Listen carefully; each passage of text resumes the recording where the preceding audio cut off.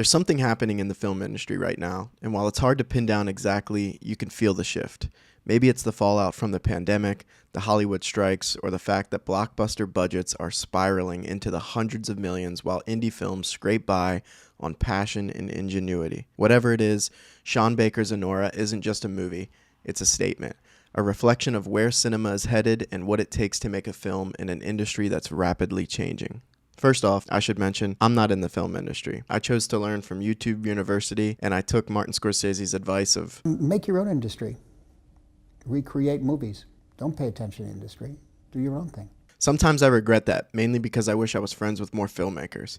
But that's the trade-off. I've made more of my own projects, have been developing my voice, and building the skills and crew to make bigger films in the future. I've done that in lieu of learning how the industry does things. Creating your own industry has been a movement for a while. Many people complain about how most films being made are based on existing intellectual property, are superhero films, or need A-list actors and directors to even get the movie made. I could be wrong, but I really felt the shift manifesting when Everything Everywhere All at Once won Best Picture, Best Original Screenplay, and Best Director at the Oscars. Sean Baker's Anora fully represents what is happening in the film industry, but it's not like he just popped up and made an independent film of this style once and it took over. All of his films have been made in this style, casting real people, using real locations, blending real life with his original story.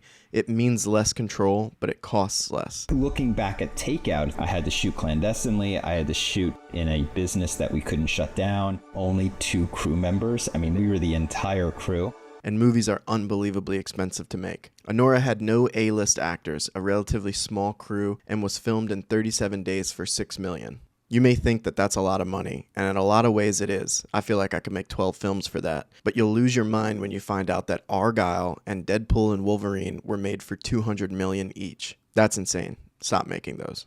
Compared to those films, Anora's $6 million doesn't seem like much at all. This is a good time to bring up Anora's IATSE controversy. I don't know the full story. Much smarter people and those who are in the film industry could possibly explain this better, but basically, Anora started non-union, but was paying the crew union rates. At a certain point, the film switched and went union. Recently, on the social media pages run by Crew Stories, a message was shared to try and bring this situation to light. They said a lot of things, but mainly I want to focus on this one bit. The most egregious part of that is that it means the crew not only doesn't get health insurance coverage from working on the movie, but is actually at serious risk of losing their health insurance for the year by working on the movie because you have to bank a certain number of hours on union shoots each year to maintain it. Eventually, the crew reported the movie to the union and voted unanimously to flip the show, so halfway through the production they had to sign with IATSE or get shut down, and thankfully all the people who made the movie got their health insurance due to collective action against their employer. But Baker had a hissy fit about it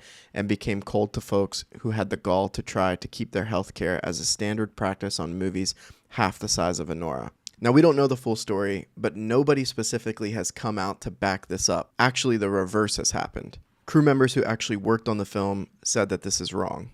Someone on the Facebook page wrote basically an essay defending the movie, and I'll highlight this one section of it. Everyone is welcome to their own opinion, but as someone who did work on this for run of show, you can go look on Neon's Instagram page or countless other pages of the large majority of crew members who worked on it to see that last night we celebrated the victories and had a wonderful time.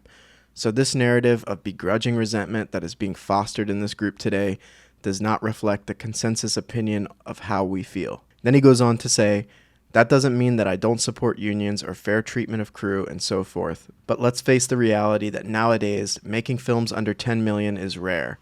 Most jobs in New York are network, studio, and serial jobs, and while they have good rates and protections and yada yada, for some of us, the storytelling from large conglomerates and the bureaucratic nature of your role in a larger job doesn't quite scratch the passion you're looking for. The industry is failing. If you think you're making movies and you'll have a comfortable life, you won't. Unfortunately, even if you're below the line crew. So many things are happening so fast that are disrupting the industry. Jobs aren't safe. Only the best of the best are chosen to work on those expensive movies. And if you're a young filmmaker who happens to get on one of those gigs, you're most likely nowhere near the creative process. When you join an indie non-union film, you know what you're getting into. Not as organized, not as comfortable, but way more meaningful. After all, didn't we join this medium to tell meaningful stories? I've been making short films for 9 years. I have no money. If I was to try and make a professional union film, It would take everything that I and my family own. I'd probably have to steal and sell my parents' house, and I'd only be able to make one in my lifetime. That's not my dream, and that's not how my films are going to be made. When looking at the filmmakers who have inspired me, Christopher Nolan's first movie was Following, filmed on the weekends. Quentin Tarantino's first film was My Best Friend's Birthday, filmed on 16mm, which never got finished. And Robert Rodriguez's first film was El Mariachi, made for $7,000. There's probably countless other stories. My final point, I don't think we should be attacking indie films that are being made in America when a bigger issue is that 7 of the 9 American Best Picture nominees were filmed in other countries to save money. Not that I'm against filming in other countries. I could see myself doing that one day.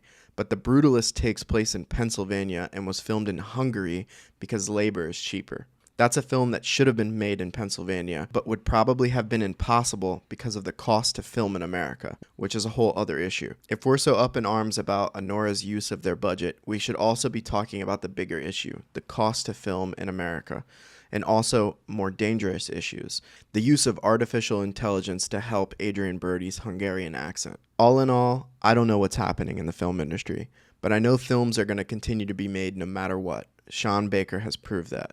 And he's inspired me to look at other ways to get my films made, because after all, a film even existing is a miracle.